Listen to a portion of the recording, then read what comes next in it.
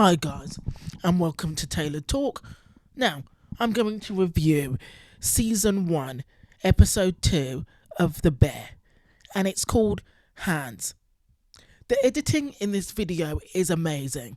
In the first scene, I don't know if Kami is dreaming or thinking back to the past as he's plating food in a white restaurant setting, and it's actually just a brightly lit restaurant. So this was New York City a year ago, and I'm looking at the girl that's leaving, and I'm thinking, did the head chef fire the girl? Because he just said go, but go where? Did he fire her? So Kami is plating, and the head chef rips Kami a new asshole in front of everybody, even though he's near the front, and it makes him feel like shit. It's awful to watch how demeaning this chef is, and he's played by Joel McHale, and I didn't even realize that until I looked back at the comments on the YouTube channel. So did the chef, Joel the chef, say you should be dead, or was Kami just imagining that? So we're back to the present, and Kami again is drowning in food and orders that aren't coming through. The staff ain't listening. They're joking around with Richie. The place is like a dirty, bacteria-ridden mess with food and slop all over the place, all over the floor, in the sinks, on the sides. There's tension. There's unused instruments everywhere. And there's a lot of tension between Richie and Sydney. So he says that the school that he went to, DeVry, taught him everything that he needed to know, and that you don't need to go to like a fancy chef school or a fancy culinary school to be a success. And I love that Richie made that speech about learning everything in DeVry, only to reveal that he never graduated. That was hilarious.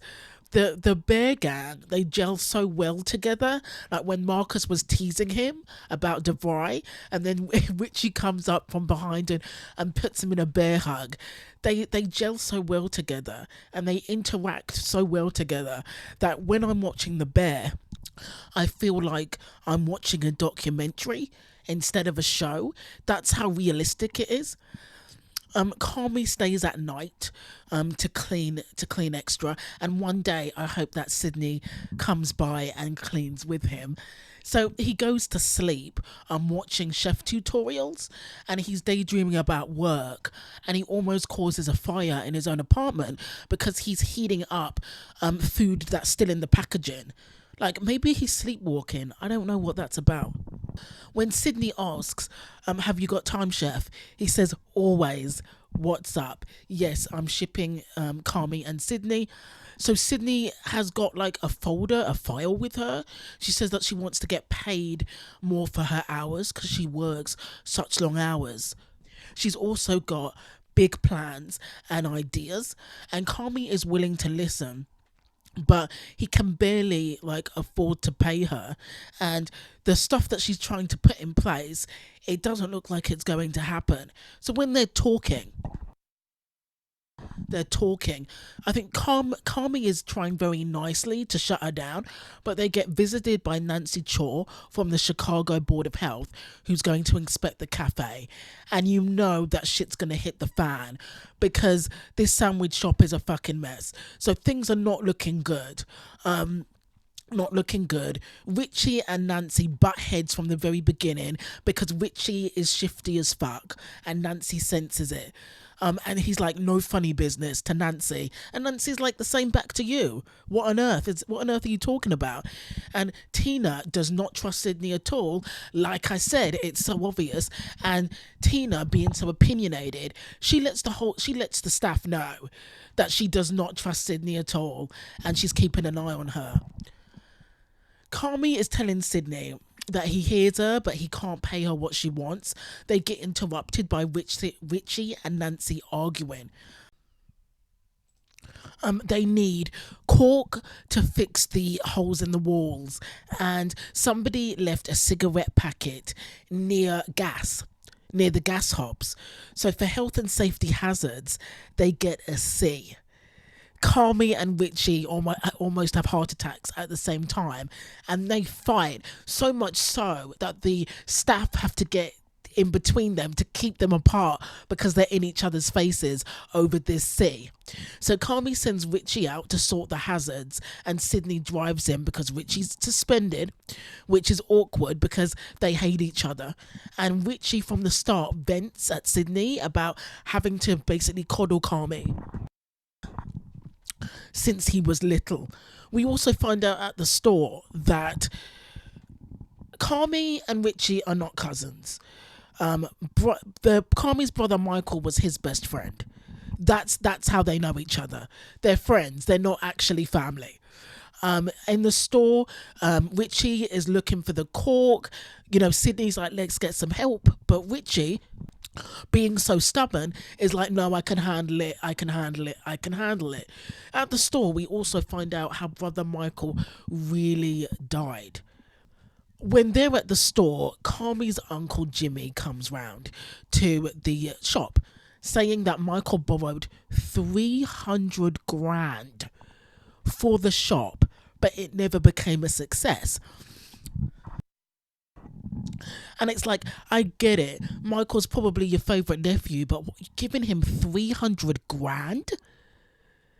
Jesus. And you kept on giving him money and you never saw anything come of it, and you still kept giving him money, Jimmy? What the hell? So he comes around, basically says what everybody knows is that this store is bullshit. It's a waste of time and a waste of money, and a waste of his money especially. So Jimmy offers Carmi a lifeline, saying that Carmi can sell it to him and cut his losses. Oliver Platt as Jimmy is amazing, with a great he's very straightforward, but he loves his family. He misses Michael, and he's trying to mentor Carmi the best that he can. So Jimmy says, sell this to me, go back to New York, do whatever you want, but this place is a bust. And Carmi gently refuses to sell and says, I'm going to pay you back. And I'm thinking, Carmi, you're not Jesus Christ. Like, please stop. How are you going to pay that band back 300 grand? Plus interest, probably. So in the car, Sydney tells Richie how good Carmi is, and Richie doesn't give a shit. We also see Richie's softer side as his daughter is on the phone and she's struggling at school, and he tries to comfort her. But Sydney's face is absolutely hilarious in this scene. In the car, Richie admits that he got the wrong cork and he should have listened to Sydney and they should have got help in the shop, and also admits that he fucked up with the cigarettes by the gas hob. Sydney is the problem solver and ends up getting the right cork, and they're able to go home, and Richie is able to patch up the problems in the kitchen. Carmi calls his sister Sugar, who is actually called Natalie, and he confides in her at night and tells her that he hasn't been doing so well. What with the daydreaming, nearly setting his own apartment on fire, panic attacks, things like that. And she says that she's going to give him a link to try and help him out. So Richie finds a letter from Mikey, dead Michael, to Carmi.